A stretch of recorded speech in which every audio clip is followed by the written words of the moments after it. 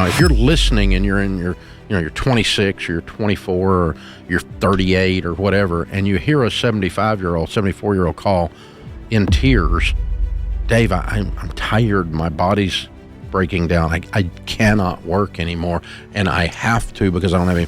You should take that as God's signal to you to get your crap together. Well, then don't be praying and asking God to send you financial blessings when you're misbehaving with the little that you do have. When you're faithful with the little things, you'll be given more to manage. When you have agreement on where your money's going to go, it lowers your stress level because it gives you permission to spend guilt-free on X or Y or Z. So if you're in your 60s and 70s and you have a good nest egg and you say, I want to go on a trip, but I feel guilty, or I want to buy a car, but I feel guilty, you can look down at your budget and go, wait a minute, I've got the money. We built this nest egg to be able to do these things and to retire with dignity. And the budget is permission to spend because it says, hey, look, we've got our food, we've got our lights and water. The nest egg is not being bothered. We can do this. We can afford to go out and eat.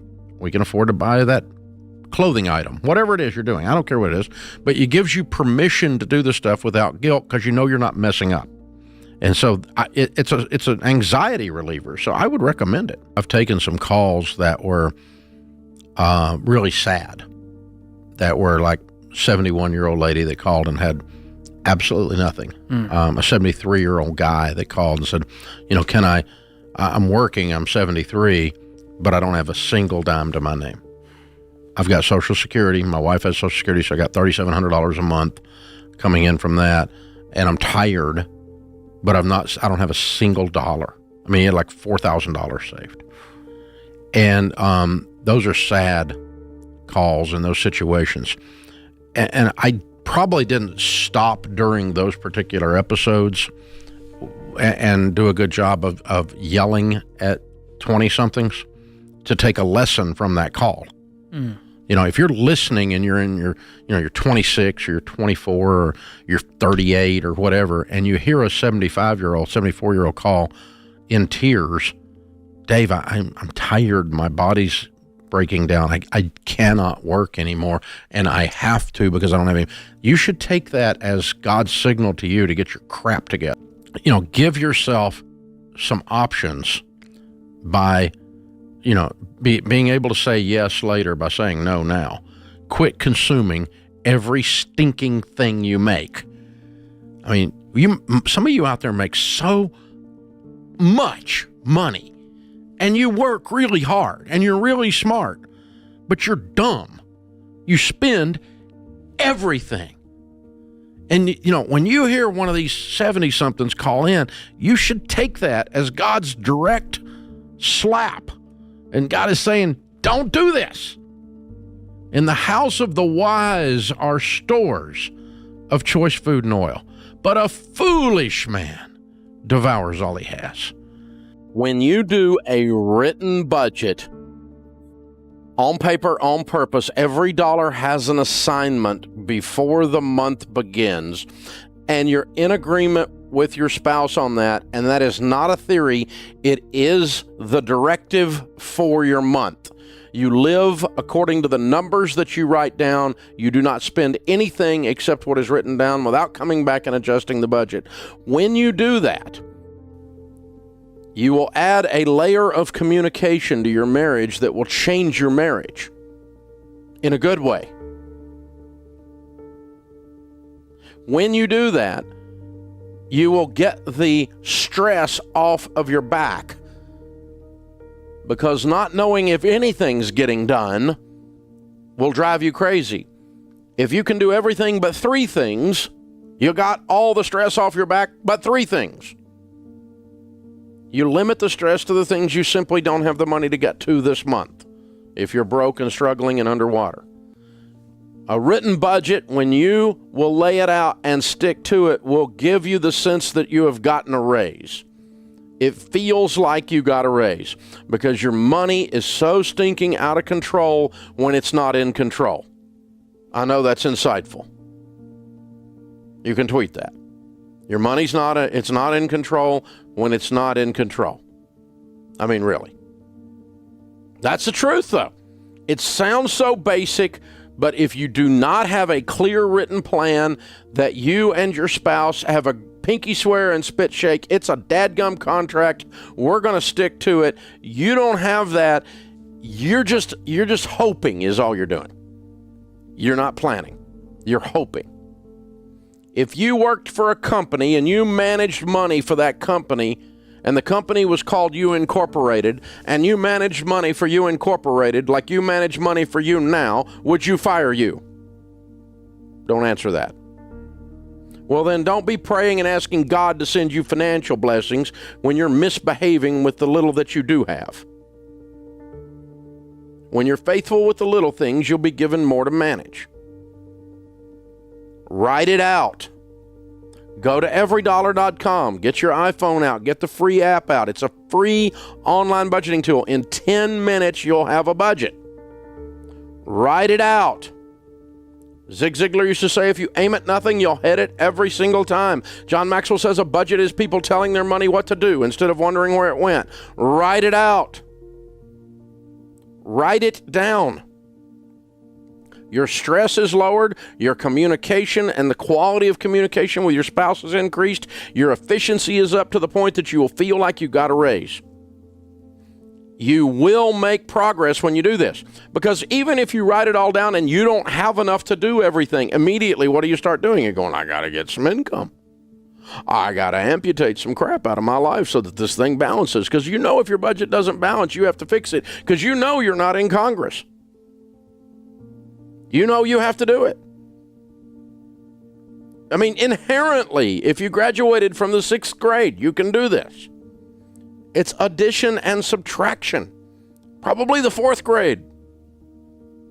But you have to write it down and you have to look the beast in the face and say, Beast, you're getting a haircut. Beast, we're going to pull a couple of your fangs here. Beast, you're going to get under control. I'm tired of you managing me. I'm going to manage you. The money beast will put its foot on your neck and hold you down your whole life until you stand up and say, I've had enough. On paper, on purpose. When you do a budget, it's a whip and a chair. You're the lion tamer. You're making that money dance. You're making that money behave. You're making it do what it's supposed to do. When you do this, you will find the money to hit baby step 1 and quickly save $1,000. And then to start working your debt snowball. Baby step 2, listing your debts smallest to largest. Everything but the house, paying minimum payments on everything but the little one. And you are attacking the little one with a vengeance. Mad! I've had it! I worked too hard to be this broke! I am sick and tired of making $101,000 a year and getting nowhere!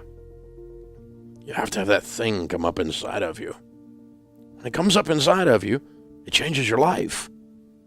And then you have to have a clear path to run on, and that starts with the budget and the excess you squeeze out of the budget from increasing your income and decreasing your outgo by cutting back on things like not seeing the inside of a restaurant unless you own it or you work there. And don't talk to me about going on vacation. You're broke. Broke people don't go on vacation. You lay out the game plan and you get in attack mode. Beans and rice, rice and beans. Scorched earth. The formula is the deeper you sacrifice, the more money is freed up, and the faster you get out of the mess, and the faster you get into the prosperity, so that your life is changed and you're in a position to be outrageously generous. Your generosity factor increases as soon as you get control. As soon as you get the beast off of you. But it's hard to be generous when you're worried about your own electric bill being paid. It's hard to be generous when you don't know if you've got the money for food. It's hard to be generous in those situations. A written budget. Jesus said, don't build a tower without first counting the cost, lest you get halfway up and you're unable to finish. And all who see you begin to mock you and say, this man began to build and was unable to finish. On paper, on purpose, or get on everydollar.com and use the free, did I mention it's free, online budget tool. Click on the iPhone apps and get the free iPhone app. And you can tell your money what to do. You can become, money's intimidating to me. Well, that's because it kicks your butt. It's time for you to kick its butt. It's time for you to stand up and say, that's it. I'm not living like this anymore. I'm going to get control of my dad blame life. I'm sick of walking around with this taste of regret in my mouth, feeling like I'm a financial fool. I'm sick of that. And when you get sick of that, you can change the taste in your mouth. Because you can do the math. Well, math bothers me. It's not hard math. This is not rocket surgery, baby. It's not hard. You can do it. But you have to. And let me just tell you, I hear all the theories. I hear all the people talk about it. I've read some of the dumb butt blogs that are written out there about money. And some of these people living in their mother's basement, they should not be allowed to have an opinion in public, okay? Seriously, this stuff's stupid.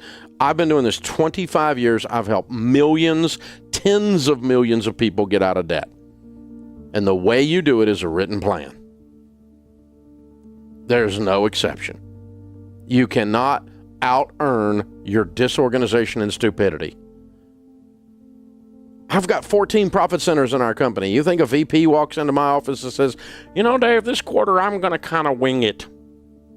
We're not going to really do our revenue and our expense and our profit projections this quarter.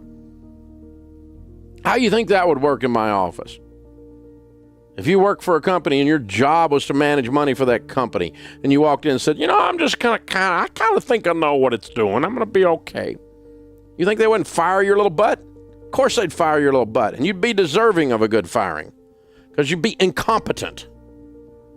And, you know, the good news about being incompetent in something as simple as a budget is you can just decide today, ta-da! Today I'm going to start being competent. You just decided, just like that. It takes 10 minutes on every dollar to lay this thing out. There is no freaking excuse for you to be walking around with regret on the back of your tongue, waking up with a financial hangover, wondering where all your dadgum money went. You got to stop it. You got to stop it. We give you all the tools to do it. They're free. Sit down, do your written plan. Get your spouse on board. Start aiming at something intentionally. Make the sacrifices to go win. You can win. People do it every day, but you're going to have to get with it. You have to turn up the gas, baby. Turn up the heat.